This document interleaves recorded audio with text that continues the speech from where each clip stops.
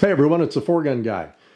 And I've had a lot of requests to redo my reloading process video because it's a little dated and I have kind of changed things a little bit.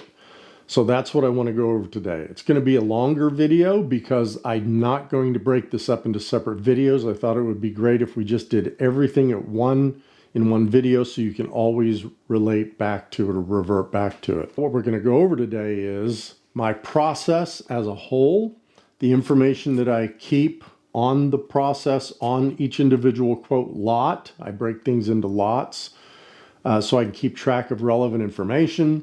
And then it's going to be broken up into basically 3 stages. And we'll go over that in the next segment. So if you're ready to go, let's go down this rabbit hole.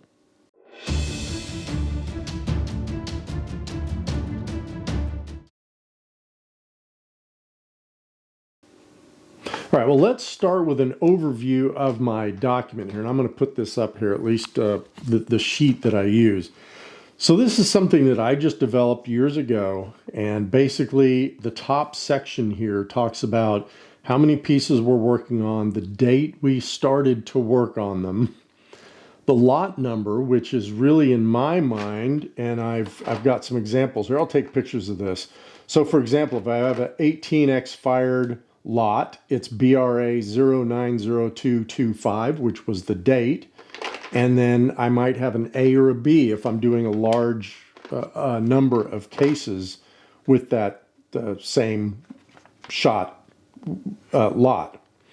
Then I talk about the brass brand, the powder, what load I'm loading it with, the primer I'm using, the CBTO, the coal. I don't generally include those because I already have those set. So those are pretty much set and I don't need to repeat those all the time. And then under notes, I'll have things like how many times I fired it. Now in my updated sheet, I actually have an X fired area here. So I can just put 5X, 6X, 2X, 18X, whatever. And then any notes. Then things are broken down into the steps that I'm going to do. So if you can see it up here, stage 1 that I call stage 1. And basically I've broken things down into stages that I feel comfortable stopping at, right? And that's just how I broke things down. So stage 1 you can see is I'll clean the case marking, I'll dry tumble with the primers in. I'll check case integrity and measurements. And generally what I'll do is this is where I'll take a sample of, say, 10 cases and do my paperclip test to see if there's any signs of case head separation and just to make sure everything looks good. And then I'll look through the whole batch just to see if anything's standing out. Then I deprime. That's stage 1. Stage 2 is really where the meat and potatoes of everything is. That's where I anneal, I clean the ID of the neck. We're going to talk about why. I lube and resize. I mandrel if that's separate from lubing and resizing. And it depends on the cartridge I'm working on, where they are 2 separate things. We'll get to that. Then I dry tumble to clean the lube, measure and trim if needed. And then I chamfer, deburr, pocket, clean the pocket and the inside of the neck. That's all stage 2. Then when I'm ready to load, I will seat the primers, load the powder, seat the bullet, and mark the case. So those are really the 3 stages that I break things down into. I do that again so I can just keep track so the batches are just ready for the next stage and I'm not in between stages. A little side note, I generally do not load for a match until it's about 2 or 3 days before the match. I just don't like my stuff sitting around. Plus, to me, again, this may mean nothing, but to me, if I load, let's say it's wintertime now, let's say I load when it's very low humidity here, but in the match, it's going to be high humidity. I don't like that. For some reason, that just bothers me. So I try to load as close to the match date as I can. And then of course, if I'm going up to the range, I either have the piece of paper on this, or in this case, I've taken a piece of tape and I'll write the lot number and then the load, the powder, and the bullet. And that's basically what I write. And then how many times fired. So this box contains a lot of 2x fired BRA cases, and these are all shot. But then that way, when I come back, I can just empty this into one of my containers, one of these containers, and I can start the process over. So it just keeps going. We keep track of the lots. I keep track of the lots. So if something goes wrong in a lot, if I notice a case seems like I'm getting that line down in the case with case head separation, or I look at a case, for example, I shoot alpha brass, and right now I'm noticing that when I'm up in around 18, 19, 20x firings, some of the necks are starting to split a little bit. So what I'm doing with those is, of course, I throw those out. Then I check that lot to see if there are any more necks. I'll take my my gauge and I'll start measuring neck thickness just to see, is it really, really thinning out, or was that just an anomaly case? Then I use that for practice. I do not load those cases for a match. So when I get up above 15 times, 15x firings, all those cases are used for practice, never for a match. And then I've got other cases. In fact, I've got another 500 BRA cases down there that are brand new that I'll start bringing into the process and letting those flow through. So with that said, there's an overview of what I'm looking at.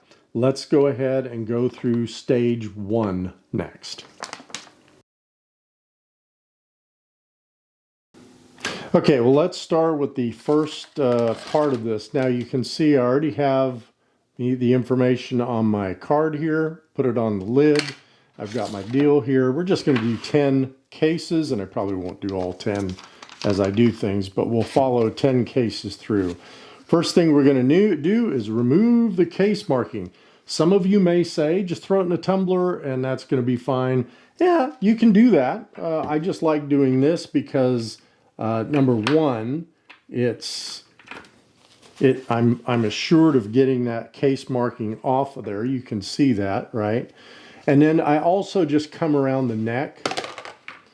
And again, some people are going to go, well, that's what your media is for in your tumbler. And I go, yeah, but if I can save that and extend its life, then why not? And again, guys, you have to realize something. I don't do this to, quote, get through it. This is kind of therapeutic for me. So I don't mind taking my time reloading. I don't mind it at all. And so there you go. We're going to clean the case markings and then we are going to dry tumble. So let's talk about that. All right, step 2, the dry tumbling. So I use a Frankfurt Arsenal case tumbler. I've used this for 5 years now. I love it. I use regular corn cob material in it. I've tried walnut, I've tried rice, I've tried everything. I go back to corn cob. The one thing I do is I shred up some dryer sheets, one dryer sheet, if you're doing like 1 to 200 cases, shred it up, and I'm going to tell you, use Bounce. I'm not promoting this. I'm just saying I've used like 5 different types, the cheap type and other types of dryer sheets. This Bounce just works really good. And then in the media, when I first get it, I also use some of this, the Lyman Turbo Case Cleaner, this stuff. This stuff works pretty good. You may actually have to cut it with a little bit of water. So we're going to drop the cases in. We're going to put the lid on. And we're going to let this run for 3.5 to 4 hours. Yeah, and some of you are going to go, 3.5 to 4 hours, you're crazy. Yeah, I am crazy. I admit it. That's just the way I like it, and I like it to run for that long of a time, so I'm assured that that media gets inside that case. Everyone focuses on the outside of the case and how shiny it's going to look and everything. No, I focus on the inside of the case because after that ignition of that powder, you can have some residue, and that residue can start to build up. And what will that do? Limit the volume of your case. So I like to run it 3.5 to 4 hours. Again, I don't care. I'm off doing other things and I just let it go. So let's go ahead and dry tumble and we'll come back.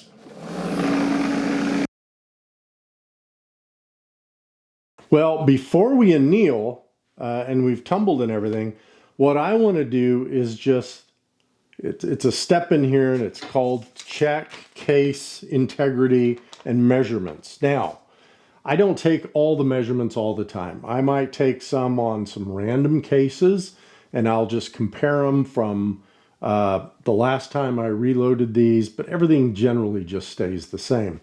The one thing I do check though is I take my trusty paper clip that I've folded the end in on and I put it in my case and I run it up and down that case. And I'll do this on about 5 or 6 random cases. And what I'm doing here is I'm feeling for any little indentions right around down here, just near the case head, because that's where case head separation can begin. And you can inspect the outside of the case to see if there's a little line going around right around here. And so I'll just do this with a few cases. Everything seems fine. Better be. I think this is 2X fired brass, so it better be fine.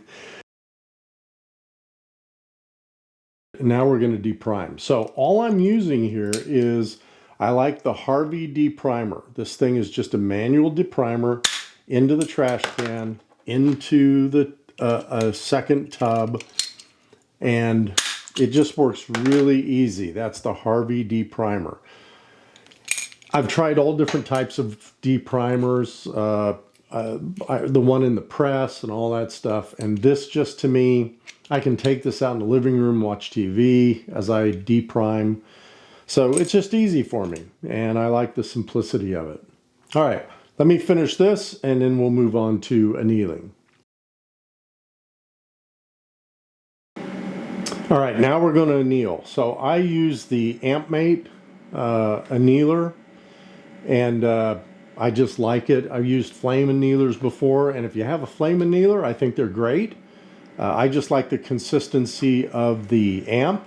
Now, I've got a couple things here that I want to show you. So for example, on the top of it, I have the brass that I anneal. And if I had more different brass types, calibers, then I'd have more information up here. And then I've got, so that tells me which one of these inserts to use for the brass I'm doing, because I generally just do 6.5 Creedmoor and then the 6BRA.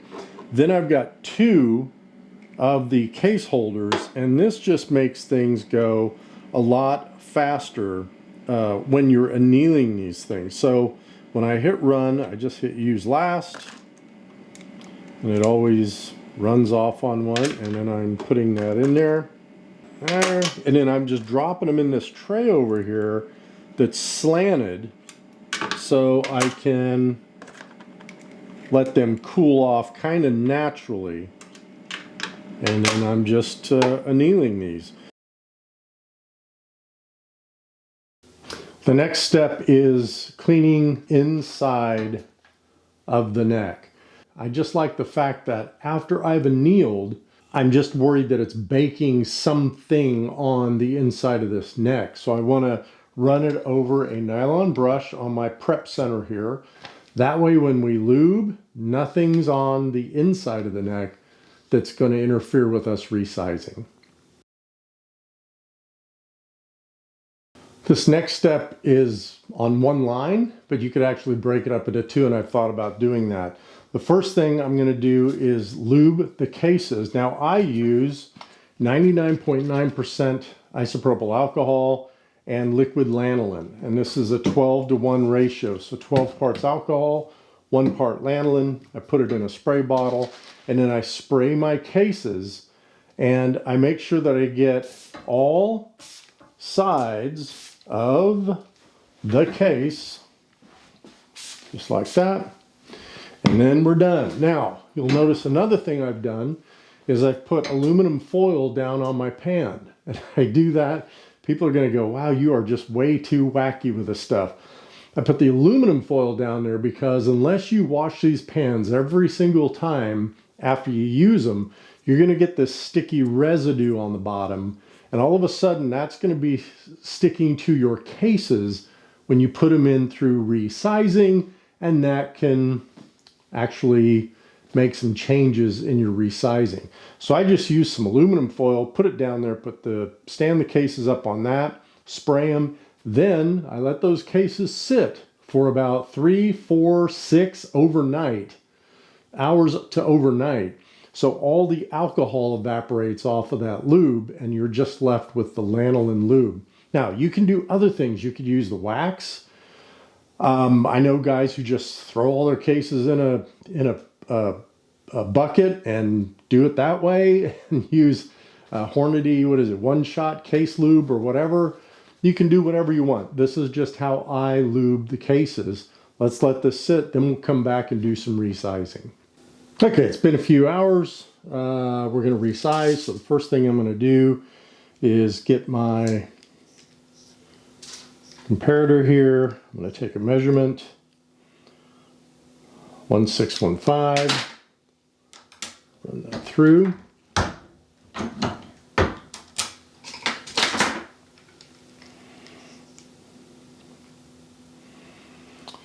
$1,590, so I'm bumping it almost 3 thousandths, about 2.5 thousandths, and then I'm off to the races with my resizing. And I'm just going to check like the first 5 just to make sure everything's consistent, and it is. And then we're going to resize this brass. Now there's a next step after the resizing that says mandreled if needed. So for my 6mm BRA, I do not need to mandrel because the mandrel is already built into my Short Action Customs resizing die.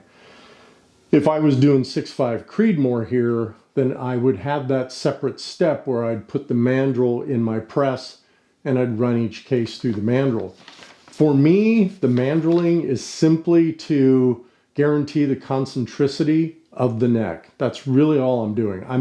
I'm working that brass very, very little, maybe 1,000th to 1.5 thousandth of an inch. So that's really all the mandrel is there for. So we didn't have to do that. And now the next step is going to be, I'm going to dump these cases back into the tumbler so I can get that lube from the outside and the inside of the neck off of those. So let's do that, and then we'll come back. All right, the next step is measured and trimmed. So basically what I do is I go off the 2 schematics that I have. This one, and I'll put these up here. Let's talk about this one first. This is the Alpha BRA cartridge schematic diagram that they sent me. I just reached out to them and said, can you send me a diagram? And they did. So this is it. So I go by this, and then this is the diagram from my reamer that I bought from JGS out of Coos Bay, Oregon. These guys are great. I got my specs from Larry, my gunsmith. Sent them to these guys 6 months later, about 6 months, 4 to 6 months, I had a reamer. And now every barrel that is chambered by Larry, he can use that reamer. As a matter of fact, he can use that reamer in my buddy Jose's 6BRA, and another buddy of mine who has a 6BRA, and we can all literally shoot the same cartridge out of all 3 of our rifles. So it's pretty cool to get that set up. If you're not going to buy your own reamer, then ask your gunsmith if he has these specs for the reamer he's going to use for your chamber. And then you've got this all set up. because I don't think the BRA has SAMI specs yet. Now, what we're going to do here is, as far as trimming goes, for this reamer that I have, my bolt face to the end of the cartridge, right, end of the neck, is 1.57 inches, and I am at 1.5640. So I'm fine. I haven't had to trim these BRA cases at all. But if I do trim them, then I use the Lyman case trimmer, and I have this set up with both the BRA and the 6.5 Creedmoor color-coded on the dial. And this is the Case Trim Express.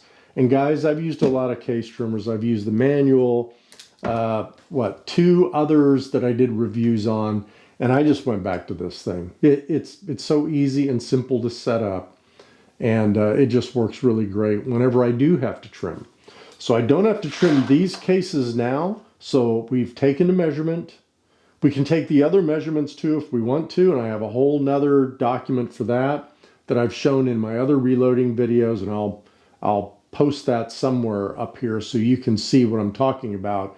It literally has open spaces to where you can write all the dimensions of your case if that's what you want to do, and you can follow those as well.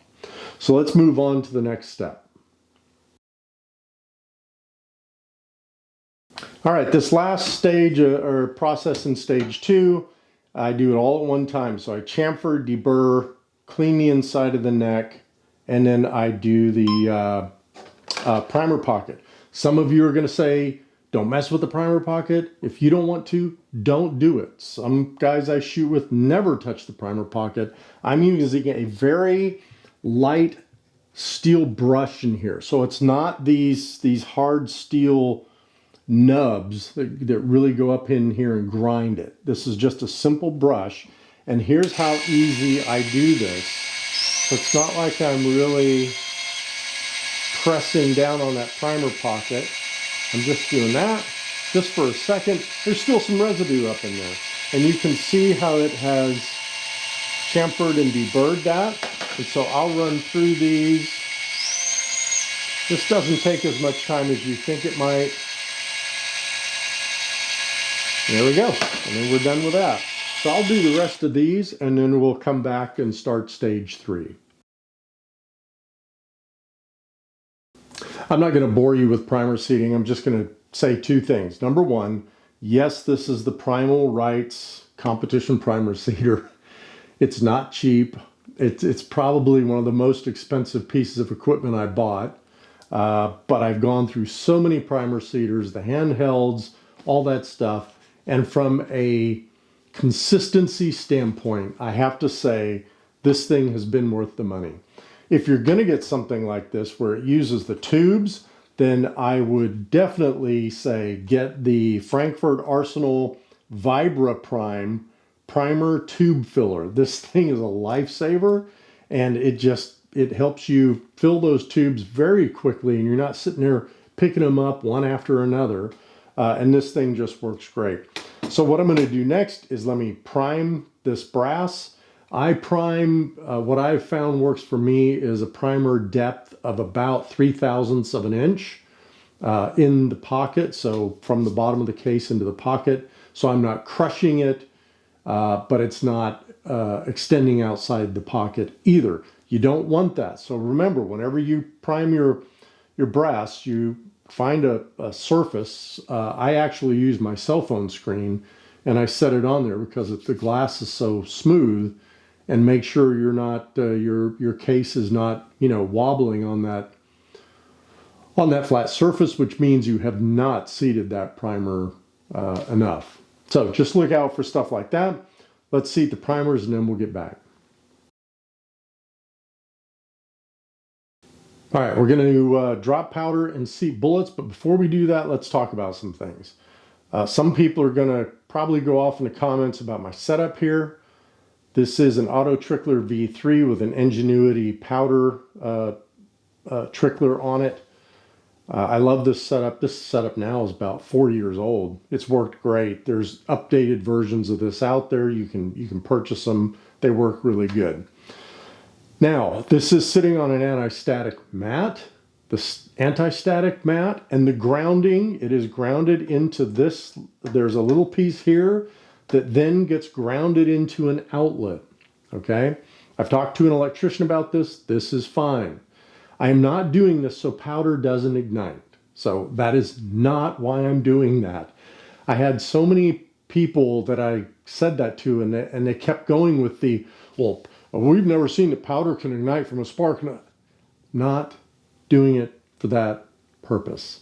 I'm doing it to save the electronics in this $1,000 scale, right? That's why I'm doing this, or in this whole setup. I also have a power conditioner down below here that this is plugged into, so it keeps the power level at a very even keel there, so there's no spikes in power, because you never know what these electrical companies are sending through your house. So that's that. The second thing is the bullet seeder itself, right?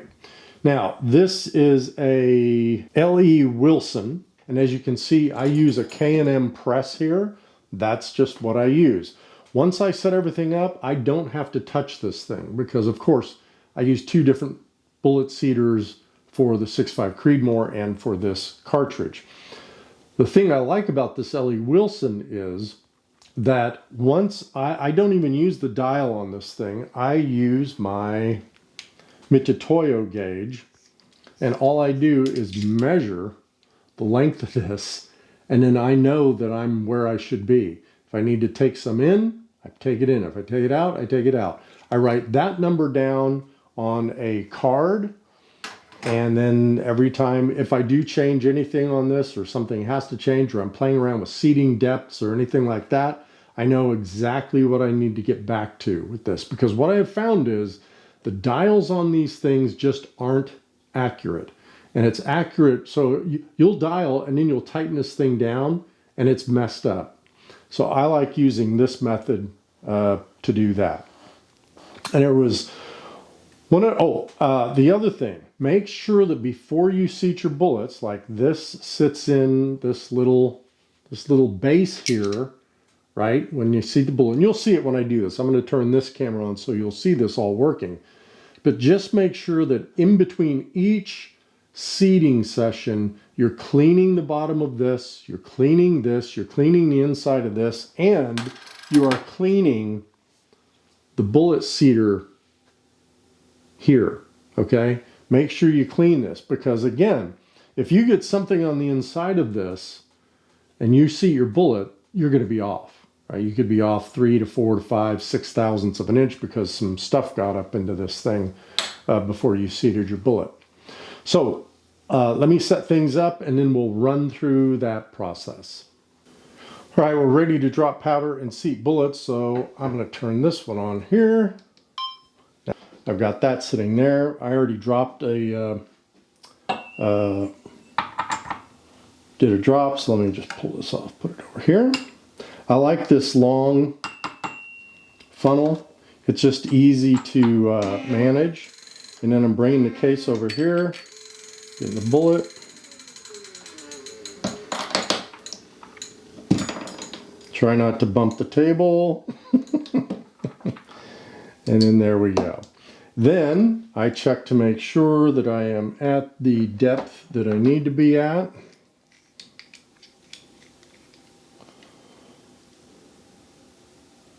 .7550, and I'm at 7560. That's fine with me. 2930, I did a perfect drop there. Let's do that. And here's what I notice. I do notice that after about 2 seatings, it seems to get right where I need it to be. Let's see where we are here. Yep, perfect. Okay, so that's that. Now, the other thing I wanted to talk to you about was, look at that, another perfect drop. This thing's being really good today. Drop that in. You can see that I do everything at once here, right? I don't drop powder in all the cases and then come back and seat the bullets. And the reason for that is I want to make sure that everything is done at the same time. Another perfect drop. So here we go again. I'll do one more and then we'll call it a quit.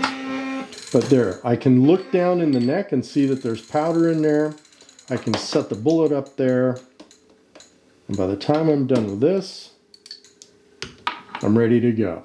Some guys have 2 scales. Some guys have, whatever. I think that's great. I just find this very relaxing, so I don't care if it's taking a little bit longer than it usually would. The other thing I want to talk to you about is the fact that you're not going to hear any music. You're not going to hear any television.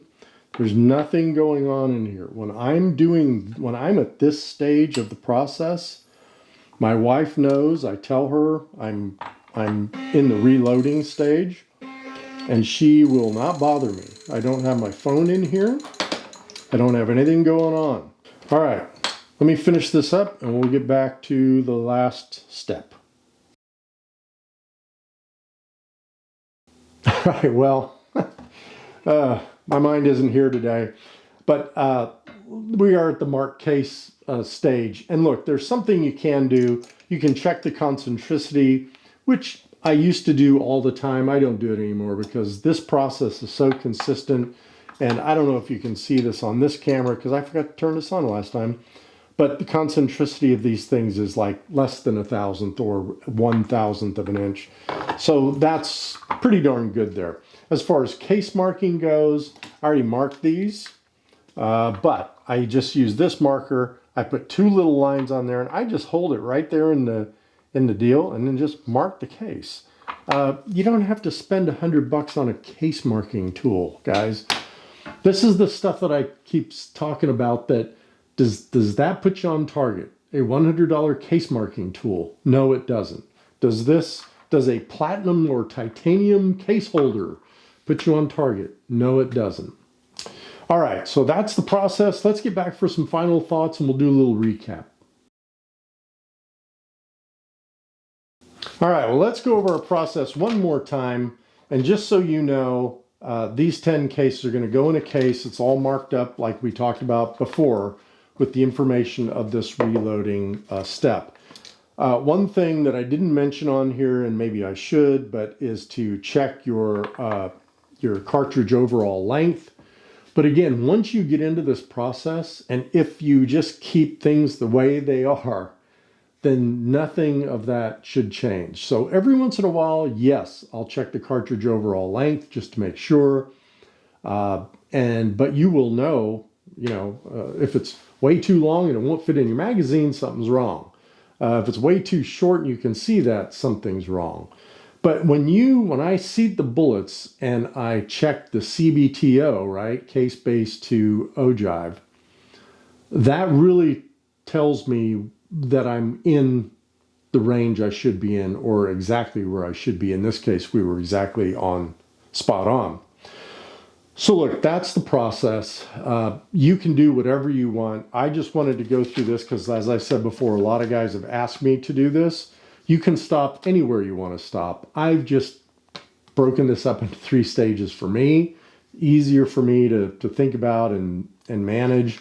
But if you want to throw something out, throw it out. If you want to add something, add something. Again, if you email me, I'm very happy to send this to you as a PDF, and then you can use whatever tool you want to make it on your own, or you can just pause the video and make one up yourself. All I'm telling you guys is I would very highly recommend at least this upper portion, right? Because you're going to get these Tupperware bins filled with cases and you're not going to remember what stage they are, how many times they've been fired. This is just a really good process to keep you straight on things of what you're doing and where things are in the process. As you're doing this, please be safe. And as I said before, as I'm loading powder and the bullets and everything, I don't have anything that's going to disturb me. And I always want to say this to all of you. Remember, when you're reloading, the effect of that reloading process doesn't just fall upon you out at the range. It could impact a lot of other people's lives if you're not doing something right. So let's make sure we're doing it right. As I said before, 60,000 PSI in that chamber. When you pull that trigger, that's nothing to be lighthearted about and cut corners on. So I hope you enjoyed this one. Pretty much everything in this video that I showed you, and the reason I didn't get into super duper detail on the equipment and everything is I've done videos on all that stuff. So please look up my playlists. I've got playlists on practice videos, the reloading stuff, rifles, scopes, and everything else, and see if there's something in there that's going to help you with your PRS journey. Well, hey, thanks everyone. I really do appreciate it. All the likes, comments, subs, and until next time, shoot straight.